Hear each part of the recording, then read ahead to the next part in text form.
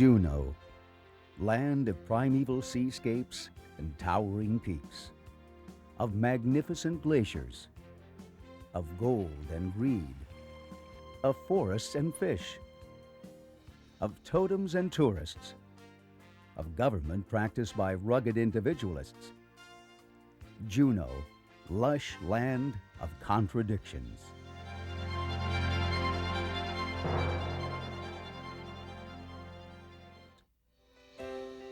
Juneau is unique among America's capital cities. Covering 3,000 square miles, Juneau is distinguished by sheer size. It's surely the only state capital featuring a glacier within the city limits. For millennia, this region has been shaped by earthquakes, glaciers, wind, and sea. Juneau lies in a realm of fjords in the shadow of an ice field the size of Rhode Island. It perches on a remote strip of North America known as the Southeast Alaska Panhandle. A crazy quilt of islands, mountains, waterways, and forests.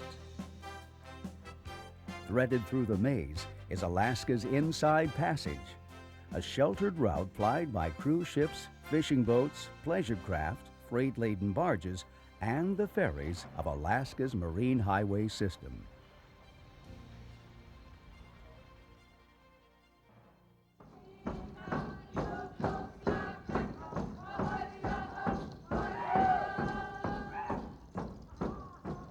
As the Little Ice Age ended and the ice receded, the first people settled here. They were the ancestors of the Tlingit people.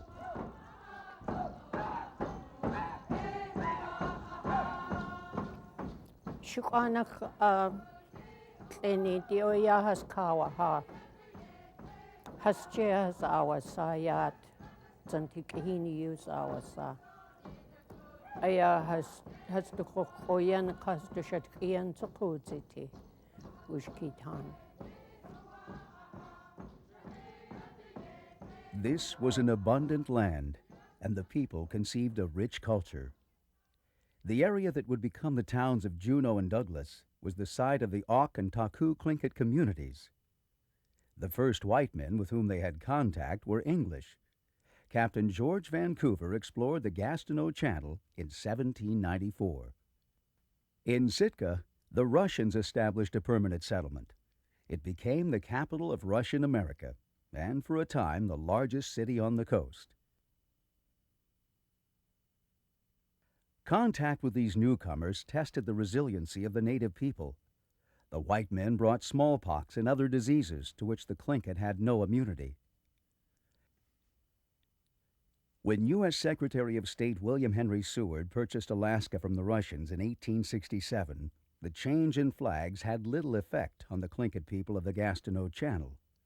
What did affect their way of life forever was gold.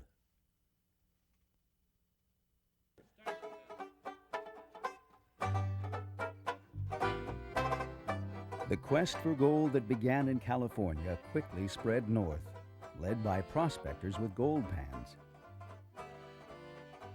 The first big gold discoveries in the north occurred in British Columbia. By 1879, the first gold mining and milling operation in Alaska had been established near Sitka by German engineer George Pills. It quickly proved a failure, and Pills sought new opportunities. He had heard two reports that suggested there could be gold near the future city of Juneau. One came from naturalist John Muir, among the earliest tourists to visit the glacier now called Mendenhall. Muir was no prospector, but he knew something about geology. He noted the mineralized character of the shore. But it was an important leader from an Auk Tlingit village who literally led the gold seekers to Juneau. His name was Cowie. Pills hired a pair of prospectors newly arrived from the gold fields of British Columbia, Joseph Juneau and Richard Harris. Grubstaked them and sent them to meet Cowie on the Gastineau Channel. They found placer gold in a nearby stream. Richard Harris. We named the creek Gold Creek, and it was the best prospect we had found on the trip. Later that year, the pair made a second trip to the Gastineau Channel. This time, again guided by local natives, they climbed upstream to the place now called Silver Bow Basin. We examined several quartz lodes that cropped out on the edges of the gulch, and I broke some with a hammer, and Juneau and myself could hardly believe our eyes. We knew it was gold, but so much, and not in particles. Streaks running through the rocks and little lumps as large as peas or beans. It was the first big gold strike in Alaska. Word of the discovery quickly spread. The Juneau Gold Rush was underway. By snowfall, claims had been staked all along the creek, but freezing weather postponed further work until spring.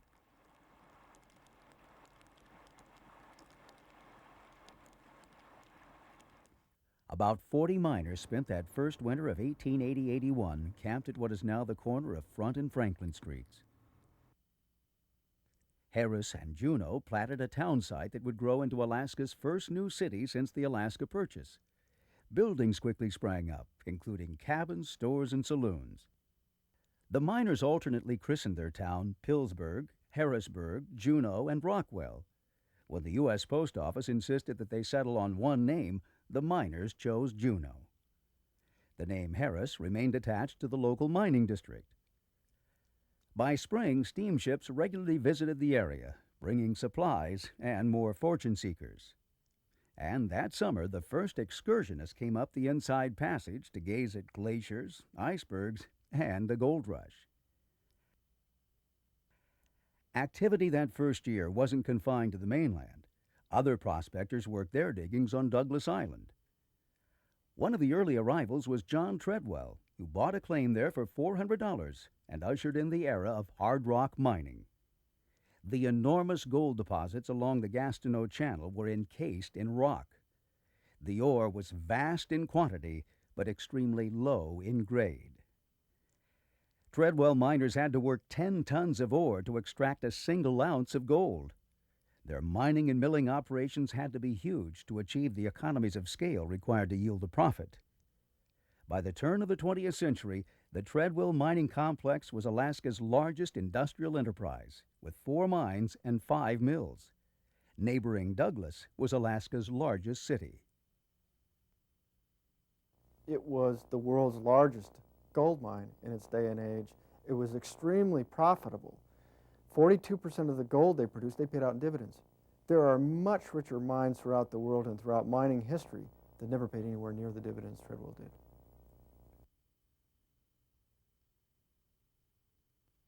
In Juneau, prospectors were still at work with picks, shovels, wheelbarrows, and sluice boxes.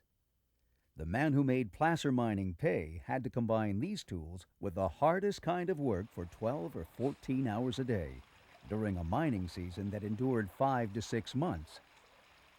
Within a decade, the loose or placer gold was gone. One by one, the prospectors sold their claims. Many of them, including Juneau, moved on, lured by the dream of richer diggings elsewhere. Unwittingly, even as they departed, the placermen ended up bringing a second gold rush to Juneau by pioneering gold discoveries farther north. Juneau was the hub of civilization for the Klondikers of the Yukon Gold Rush of the late 1890s. Canadian Mounties required prospectors headed over Chilkoot Pass and into the Yukon wilderness to pack a ton of supplies to see them through the winter. Juneau supplied their goods, their rest and relaxation, and their winter employment.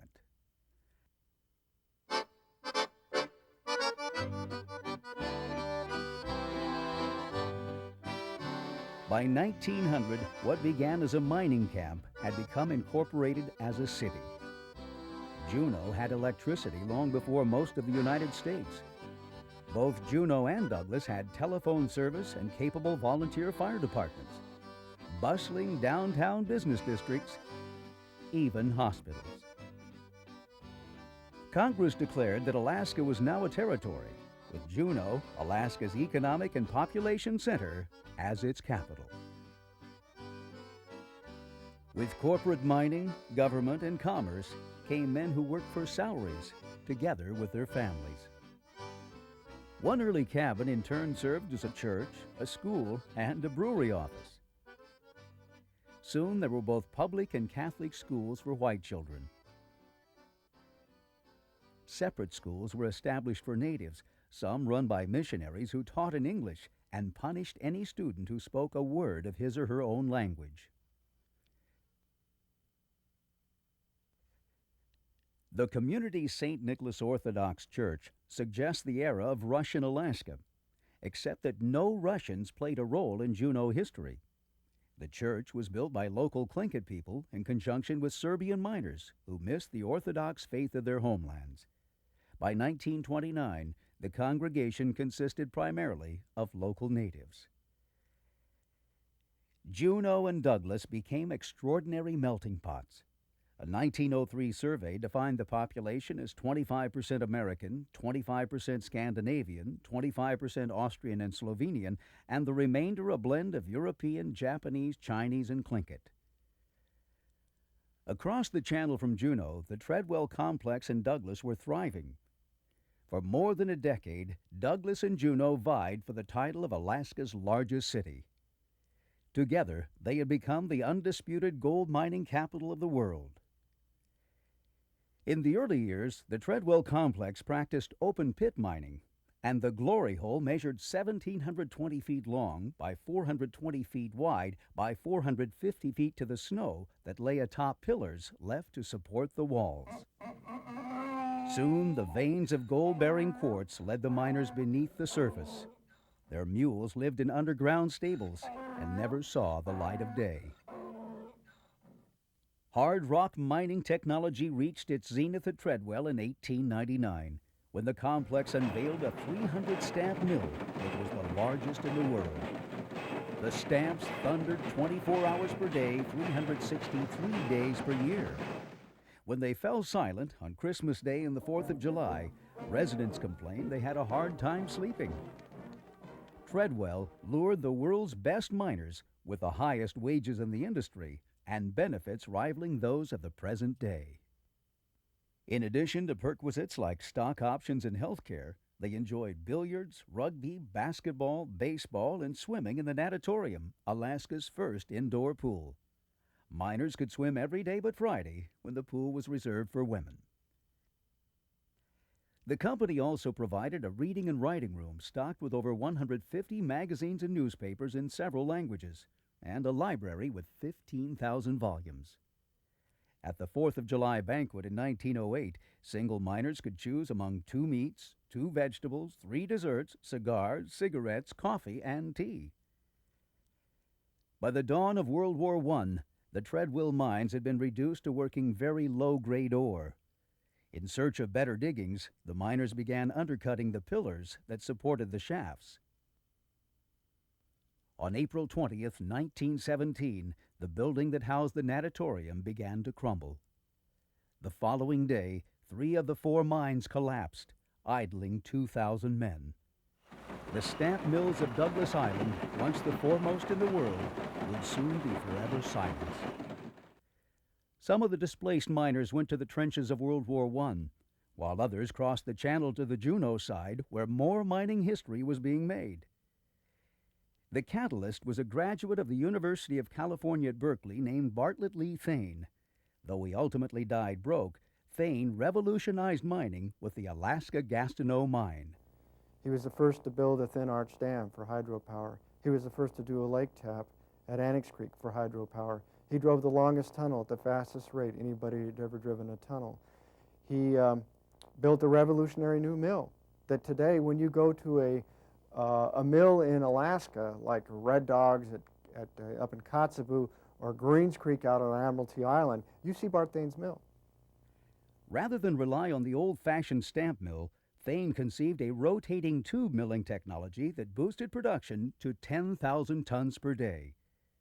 To maintain that output, he needed more power and looked to Annex Creek, 15 miles away. In another unprecedented feat of engineering, Thane's men blasted a hole upward through the bottom of the lake that fed the creek, using gravity to transport water to the powerhouse by means of a 2-mile-long tunnel. 42 minutes after the blast, the water wheels at Annex Creek began turning. They have never stopped. World War I Post-war inflation and a gold price of $20 an ounce diminished the fortunes of Thane's Alaska Gastineau mine. Avalanches wiped out the facility's Sheep Creek Railway in 1917. The operation would never recover. If Thane was the most ambitious mining man in Juneau's history, Fred Bradley was its most successful. F.W. Bradley, Frederick Worthen Bradley, certainly the greatest mining man to ever come to Alaska. The Alaska Juneau gold mine in Silver Bow Basin began as a seasonal operation with a 30-stamp mill. In 1910, Bradley gambled and drove the Gold Creek Tunnel from Last Chance Basin to the Gastineau Channel to provide year-round access to the AJ. In 1916, Bradley's directors convinced him to build a new facility based on Thane's revolutionary design. When it opened in 1917, it was a disastrous failure. On its best day, it processed just 3,000 tons of ore at 3 times the projected cost. The complex began losing $30,000 per month. It was 1917, and Juneau faced its darkest hour. Most of the Treadwell shafts were flooded. World War I had taken the miners away. Thane's operation was near collapse, and the vaunted AJ was a financial catastrophe. Bradley would not give up. He redesigned the AJ mill until it practiced bulk mining on a scale never seen before. Ultimately, the site would yield 13,000 tons of ore per day. AJ miners carved more miles of tunnel into Mount Roberts than there are miles of road in Juneau. By 1928, the AJ employed 1,000 miners, earning the highest wages in the industry. They extracted a mere ounce of gold for each 20 tons of ore blasted from the earth. In the history of mining, no one but Bradley had ever made a profit on ore so low in grade. Not all mining was large scale. Members of the Peterson family typified the independent miners of the Juneau Gold Belt with a difference. Most of the time, it was the family's 2 daughters who worked their small hard rock mine. And not all of life in Juneau was mining. Other significant industries were salmon and halibut fishing, fish canning, cold storage, fur and dairy farming, tourism, and government. President Warren G. Harding visited Juneau, and local residents greeted his entourage enthusiastically despite the rainy day. So did Will Rogers and Wiley Post on their ill-fated attempt to fly around the world in 1935. Aviation took to the air and waters of Alaska as if they were meant for each other. Bush pilots linked the communities of southeast Alaska, and the Pan Am Clipper brought commercial traffic from the south.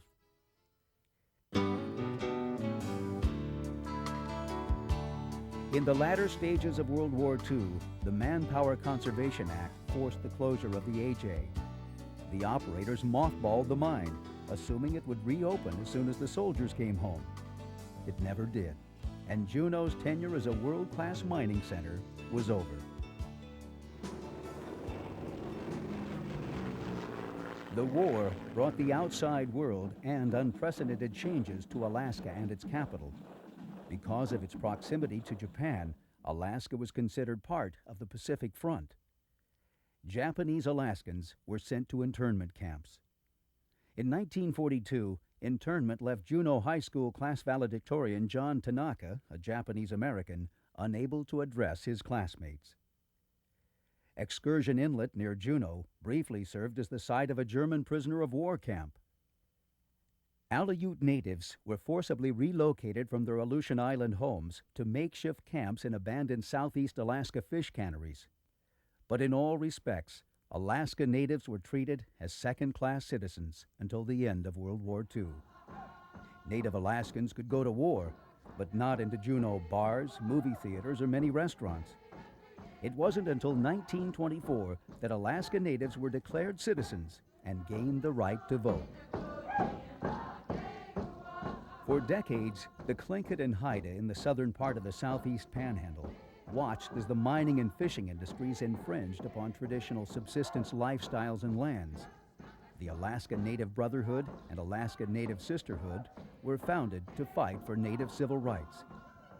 For years, as Grand President of the ANS, Elizabeth Peratrovich lobbied tirelessly for the passage of the territory's Anti-Discrimination Act. The bill passed. It was 1945. In 1959, Alaska became a state. Judge Tom Stewart was one of the authors of the Alaska Constitution. Like most Alaskans, he was anxious to see the end of the region's territorial status. The federal government had a tight grip on Alaska. We paid income tax just like any other citizen of the United States. But we couldn't vote for the president.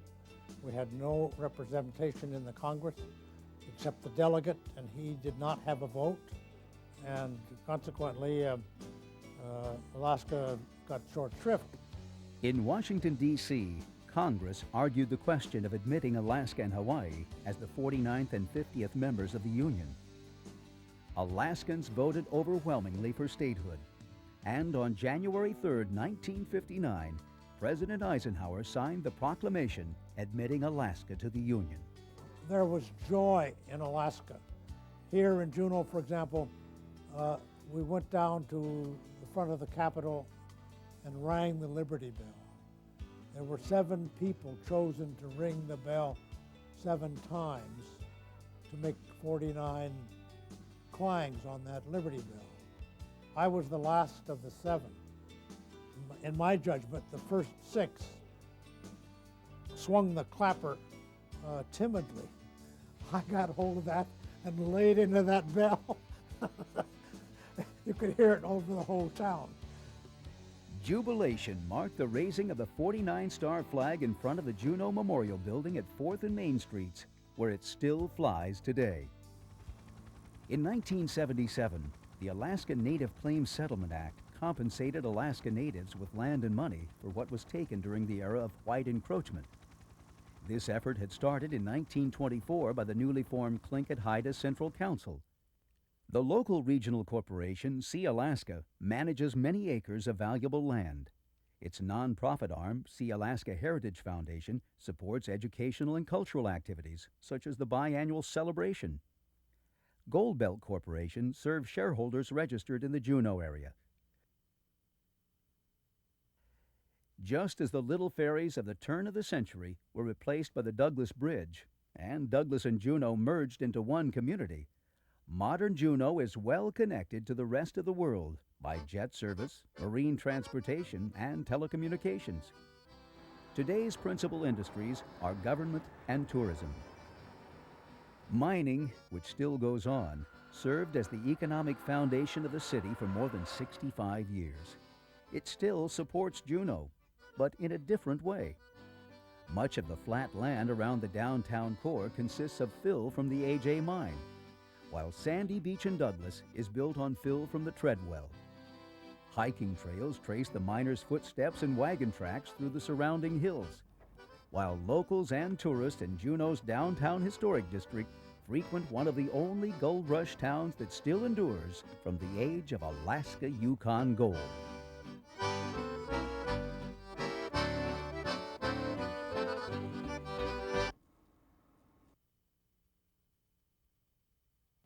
This hat was my grandmother's, my father's sister, Achik. That's my grandmother. The shells are dentalium. And then the beads are trade beads, Russian trade beads. They're called Russian faceted beads. Ceremonial cap, probably she was probably honored with it. In Tlingit, her name was Jiatlach. And she was Tlukakadi, like myself, Tlukakadi group, and came from Haines area, from Qisan Hit, the Mount Rapinski house. And she was married to a man in Berners Bay. And when she was ill after her husband died, she was in the hospital. And when she passed away, brought her things to the museum.